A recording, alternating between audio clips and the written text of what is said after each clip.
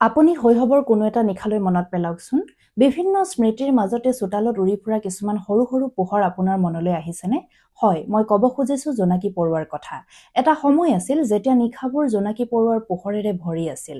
অন্ধকাৰ তেতিয়া ভয়ংকৰ নাছিল, কাৰণ সৰু সৰু পোহৰবোৰে তাক সজীৱ কৰি ৰাখিছিল।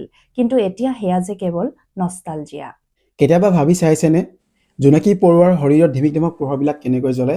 আচলতে জোনাকী পৰুৱাৰ শৰীৰত উৎপন্ন হোৱা ধিমিক ধামক পোহৰবিলাকৰ আঁৰত বিজ্ঞান আৰু প্ৰকৃতি এক বিস্ময় সোমাই আছে। ইহঁতৰ শৰীৰত লুচিফেৰিন নামৰ এক ৰাসায়নিক পদাৰ্থ থাকে। ই অক্সিজেনৰ সৈতে বিক্ৰিয়া কৰাৰ সময়ত লুচিফেৰেছ নামৰ এনজাইমবিধে সহায় কৰে আৰু তেতিয়াই পোহৰৰ সৃষ্টি হয়। এই পোহৰত কোনো উত্তাপ নাথাকে, ই কেৱল এক প্ৰকাৰৰ শীতল পোহৰ।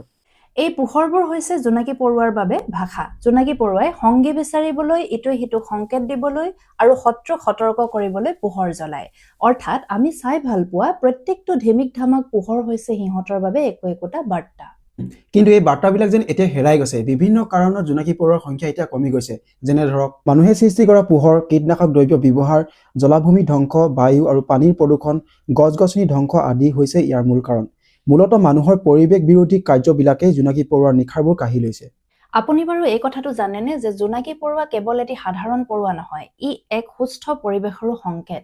যি ঠাইত জোনাকী পৰুৱা নাথাকে তাত বুজিব লাগিব যে প্ৰাকৃতিক পৰিৱেশ বিনষ্ট হৈছে। জোনাকী পৰুৱাবিলাক বিশেষকৈ ভিজা ঠাইবিলাকত থাকি ভাল পায়, যেনে ধৰক নদী, পুখুৰী আৰু জলাভূমি। ঘাঁহ বন, গছ-গছনি ইহঁতৰ আশ্ৰয়স্থলী।